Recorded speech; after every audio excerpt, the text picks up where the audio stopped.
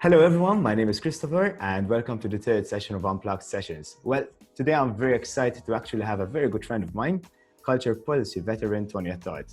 Toni Attard is based in Malta and he's been working for several years, and throughout the years he has worn several hats. He is now the founder and director of Culture Venture, an arts advisory and management firm based in Malta. Toni, how are you today? Welcome. Hi, Chris.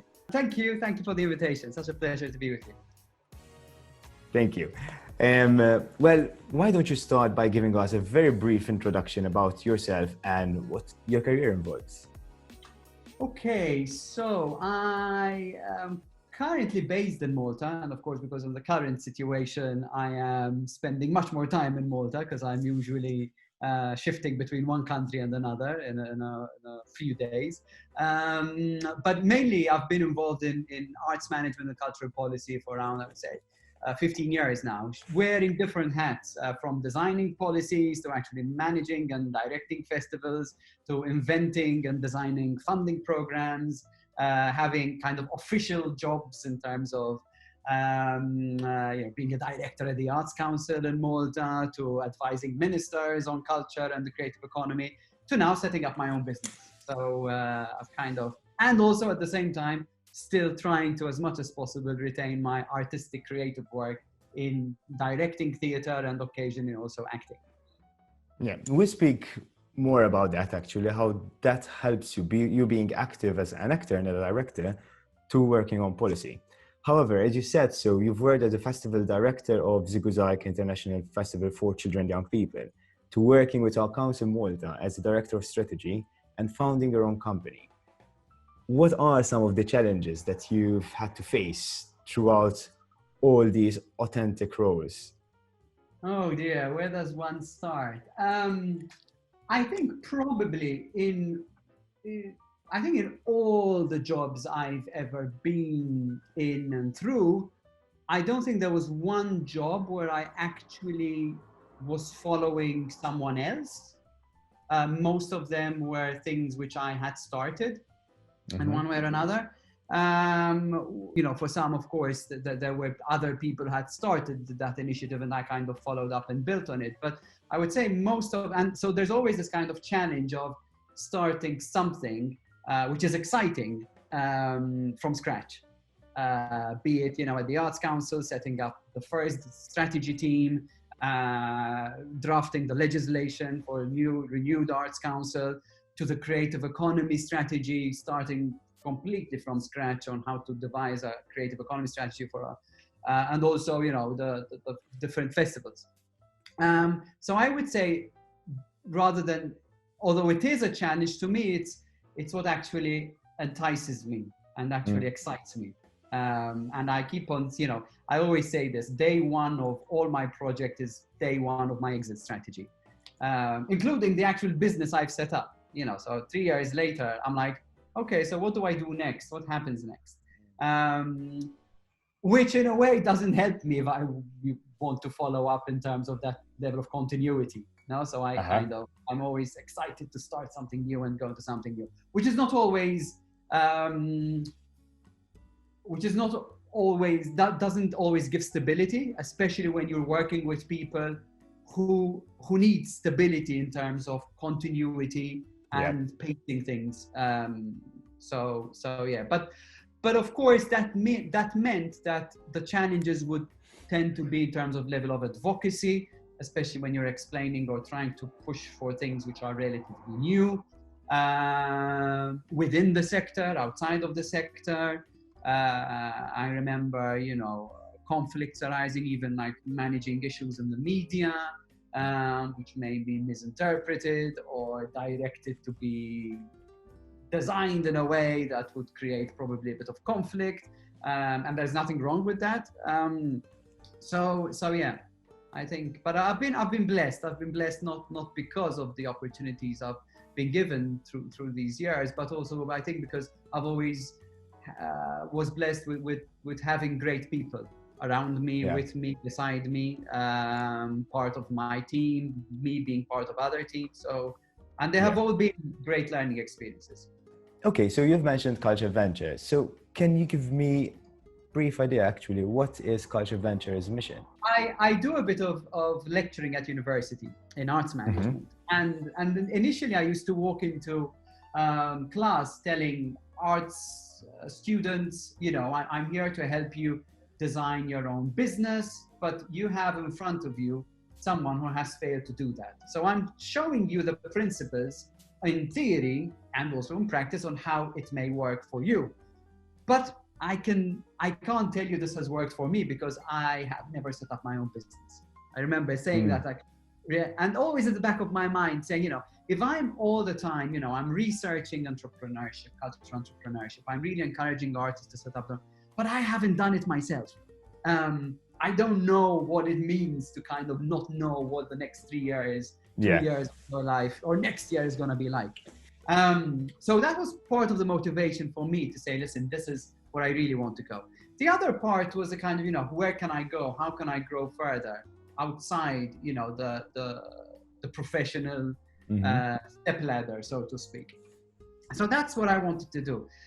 So I said, you know, I'll set up my own firm, which, to be honest, is not, I mean, I'm not earning a living exclusively from making theater. So that's a very, very small part. So it's essentially a consultancy firm in arts strategy, cultural policy design, in training. So, you know, I work with other colleagues and cultural experts now from across the globe, working for different clients from medium-sized, small organizations to governments.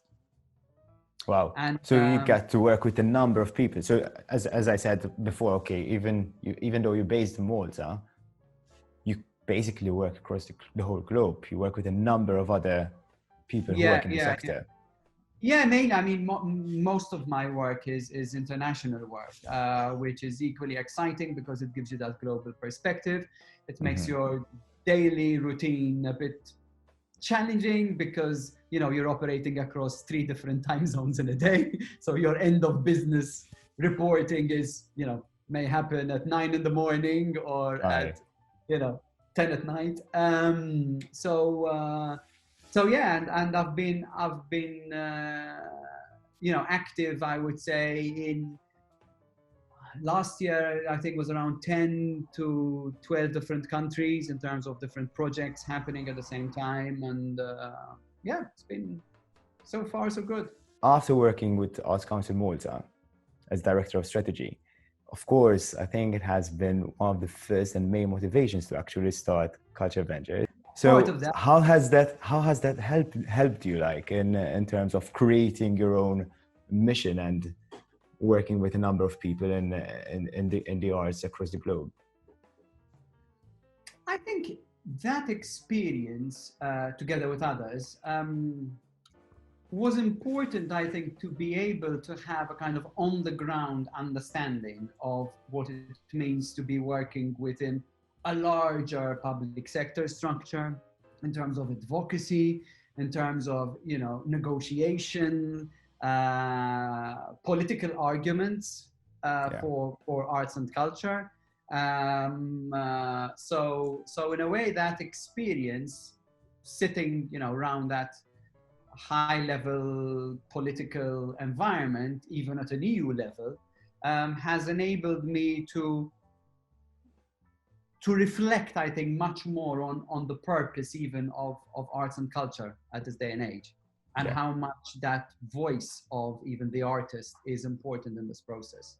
Of course, being on the other side now makes me see things differently. Now, when I apply now with clients or myself for public funding, for example, there are moments when I was like, who designed this? And I'm like, at the same time, like, I think it was but what does this mean, you know? And because of course it shifts, and I think you understand the other side of the argument as well.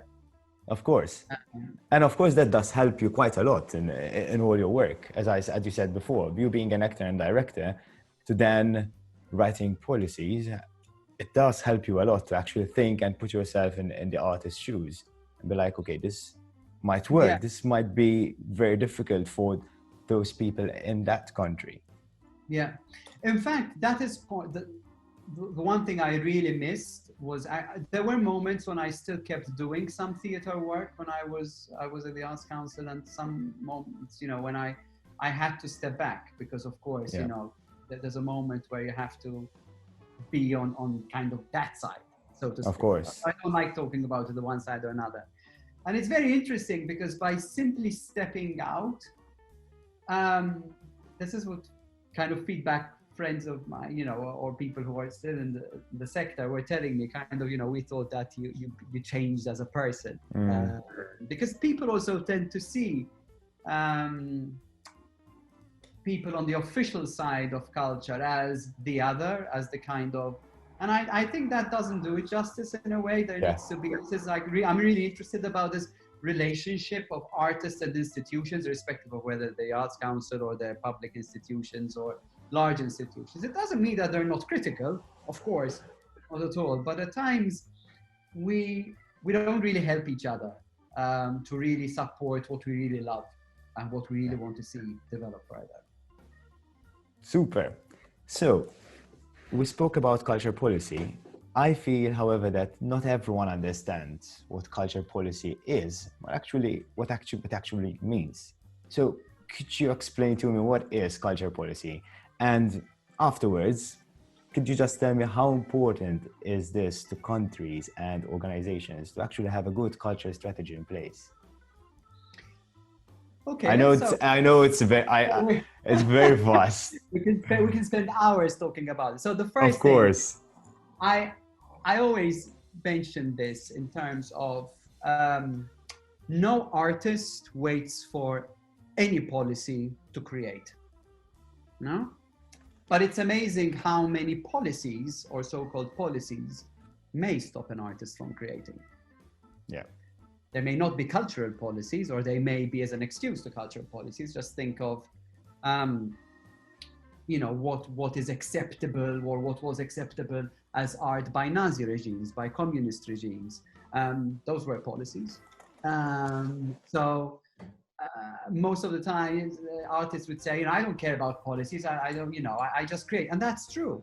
On one side, policies can hinder your freedom of expression. They can allow it from happening. Mm-hmm. On the other side, policies may be used to give direction to where people's money is going. And that is where, arts councils exist, and that's where universities with arts programs exist, and why occasionally some organizations are funded and others are not. So, it's a mixed bag. And I always say it's a way, what is a policy? It ultimately represents principles which a community should agree or not agree. If a policy endorses a cultural rights and saying that every human being has the right to participate and access to culture, that is a policy on which you can then create a strategy. But a policy on its own may just be a set of lovely words, of principles, of conventions, which do not mean absolutely anything to the people who participate in the arts. And by this, I mean any citizen living in any community. So that is where then strategic frameworks are important to actually deliver this and translate this policy into action.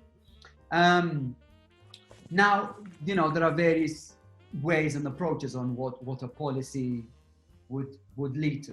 We've had a phase where the so-called instrumentalization of the arts, where policymakers find it very exciting to say, actually, arts is good for health, arts is good for tourism, arts is good for the economy, arts are good for the artists, blah, blah, blah. So if we adopt that idea of this instrumentalization of policymaking, by default, it says a lot about that particular government or that particular public institution. We've seen that this has been quite a popular way of what we understand by policymaking, and that the arts as an addendum to something. But we do have policies also that endorse the idea, as I mentioned, like rights, and actually that's a more fundamental human right. Others that, really support the idea of the so-called arts for art's sake, in terms of the value, the intrinsic value of the arts. I'm quoting John Holden and the whole idea of the values driven by policy. So I think the most important thing to me is being able to use and work with policy, be it cultural policy or be it any other policy, that would really create and lead to positive change within a community. And as I mentioned, there are countries where cultural policies do not exist. Yeah. Doesn't mean that the arts and culture do not exist. There are countries that now are moving away from cultural policy and making sure that culture is integrated in all national policies. So I think it's a very fluid, in a way, term, and we can philosophize as much as we want to about it. But I think the most important thing for cultural policy or policies is the ability for that community. In this case, it's normally a tool for governments or cities.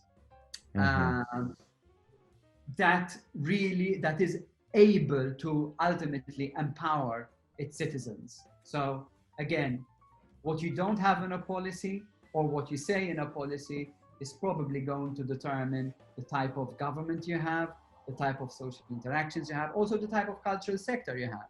Of course. In our case, we've had a history in Malta of cultural policies that tell us what public institutions should do, which is indicative of the fact that it is assumed that culture is, so to speak, owned or mainly within the public sector realm, which is changing and has changed, which is why we've seen a shift in policy making for more independent-led artist networks, independent-led projects, independent-led cultural content, which also reflects ultimately the principles of freedom of expression.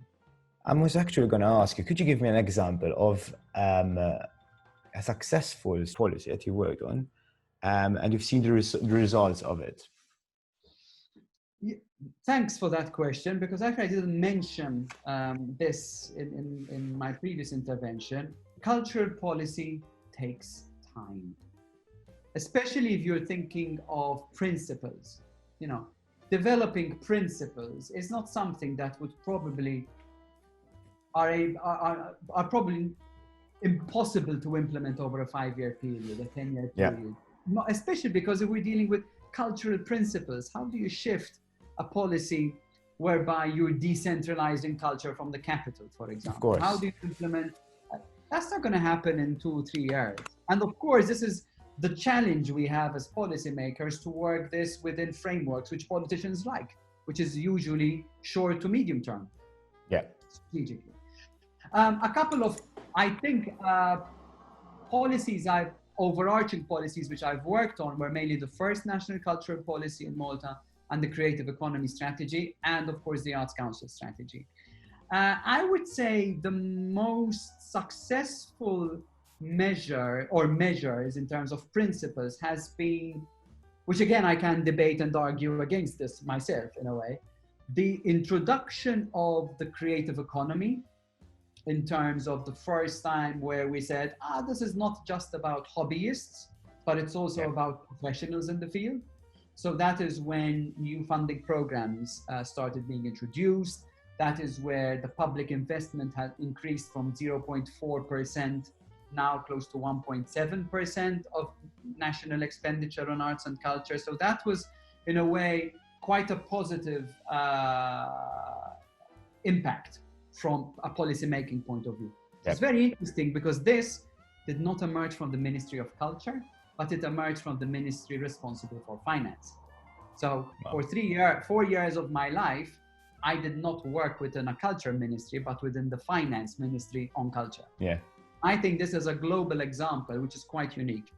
Actually, the driving force of Malta's creative economy came from a joint project between 2 ministries, but led by the Ministry for Finance and the Economy. I think another area of importance was the strategy of the Arts Council, which was the first strategy of its kind, which is now nearing its first completion in terms of the 5-year cycle.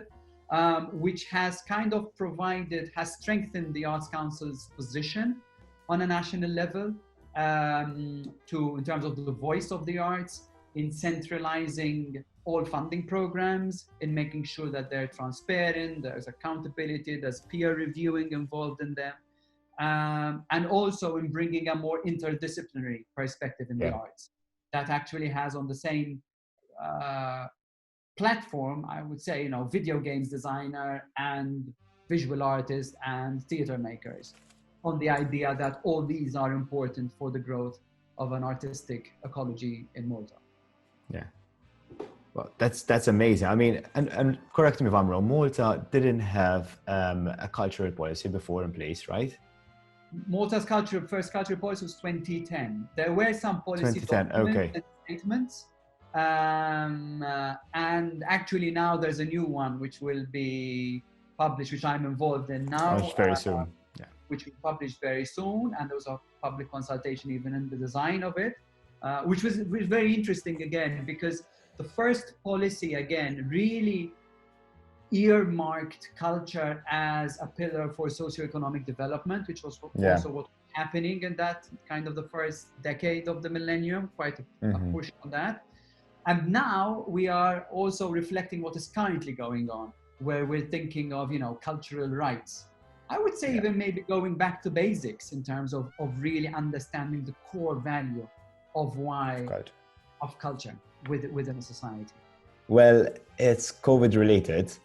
Someone asked us, where do you see theatre and festivals developing after COVID-19 pandemic in preparation for upcoming pandemics? Now, I know that the person who asked this question is based in Malta.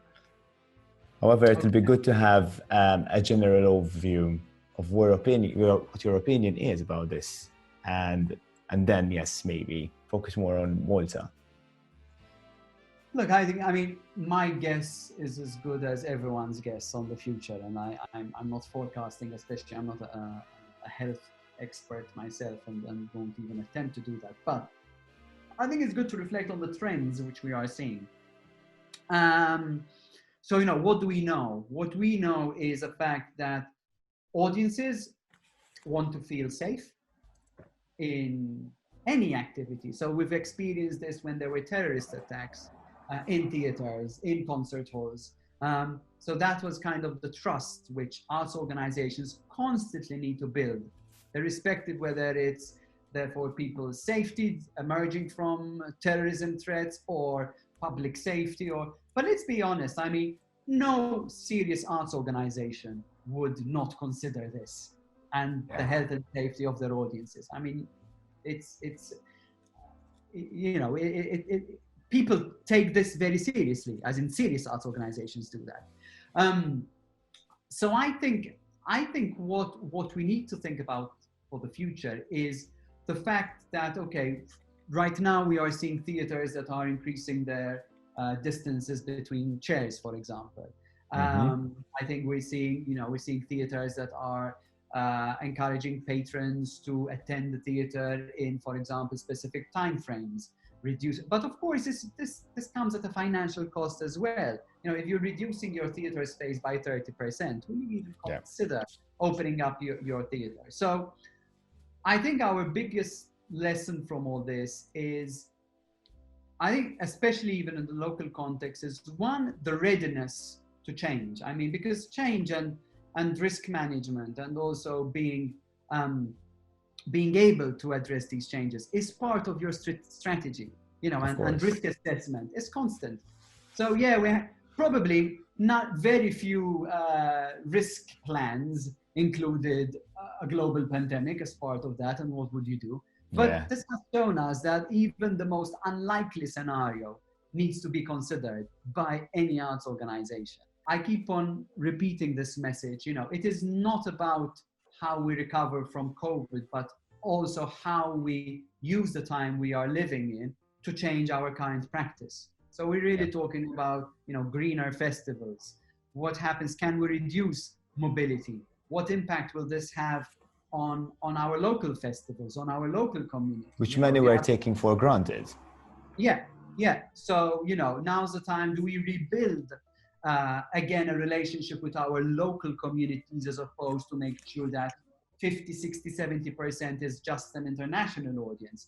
Having said that, there's also the fear, on the other hand, that this narrative will become yet another tool for nationalistic perspectives that support only that is local. So of course, mobility is important, but most of my work kept on going. Probably I would have traveled 6, 7, 8 times during the time I've been at home. I still managed to find ways how to keep that conversation going. So, and also the digital divide. I think we've kind of experienced this. Those who are ready in terms of platforms, people who have good digital systems to support even that part of programming, tended to be more direct in their approach with audiences. They already had this going. I wouldn't say that in any way a live show is going to replace an online show. I don't yet believe that, but I think it would be silly of us to say this is an interim process. I think online engagement is part and parcel of your program. There will be people who will never step into the building, and that's okay for a lot of reasons. But it doesn't mean that they can't engage in some form of content which you create. And also, probably another point is that we may also see that we've been increasing capacity by numbers, right? Probably reducing also the sustainability of the events we create, and probably smaller is going to become better, and smaller is also what a lot of people and audiences want. More intimate experiences. Okay, you're going to get your large-scale concerts, which and large-scale festivals. They're amazing in their own way. Yes, of course. I mean, it's an experience in itself. However, the benchmark of improving a festival or an event has, for a lot of years, been how many people have you increased, kind of audience numbers that have increased, without even looking at that qualitative aspect. Have your sanitary facilities improved in the process? Have you been able to address, personalized experiences for people? Of course, the other part is the other downside of this is there may be an impact on two things. The disposable income of people. So will people want to spend money on culture and the arts? Probably those who already spend will still spend, but it may detract us also from a conversation on creating or engaging with so-called new audiences. The second point is, what impact will this have on those who rely significantly on public funding? Because if there is yet another hit there, of course, we're going to see a second wave, so to speak, of negative impact on especially independent artists and freelance artists. Let's forget a bit about COVID. Yes. Let's jump back to what motivates you and drives you to write an excellent strategic policy. As Toni Attard. I mean, there are many factors, I'm sure. I think when I start working with a client, an organization, an arts council, a government, a ministry of culture, or whatever, I think one of the first conversations that emerges from my work would be, why are we doing this project, and what kind of change do you want to see emerge from this? And what really drives me in all these projects is, first and foremost, I think that the fact that I genuinely believe that arts and culture can lead to change, to positive change. Changing from very small things, changing practices in making things more transparent or fair, etc., from an organizational point of view, but also being more aspirational, that actually this thing we love and care for and really believe in has that power to really be effective.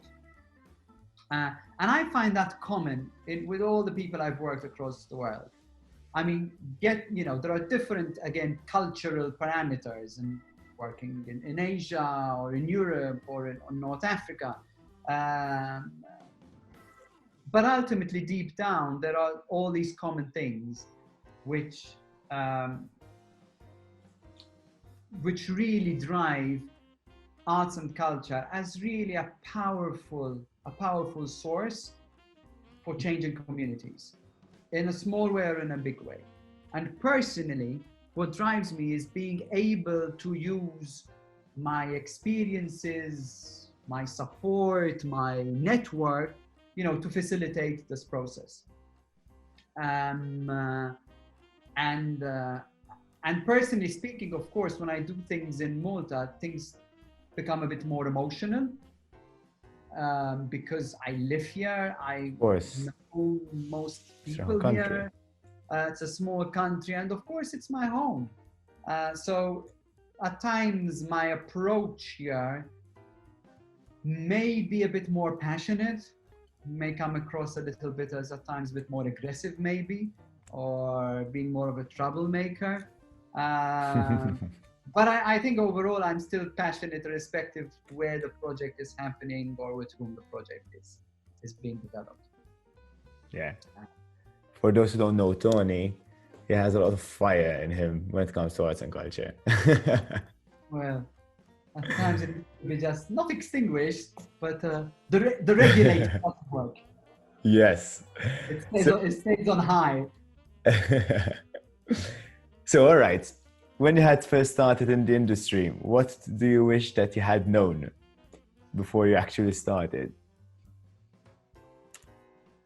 Oh my goodness. Being patient, I think. Why? I've been patient and have always been. Is it to see the result of something, or in terms of working with others, or the system itself per se? Everything. It's kind of, I think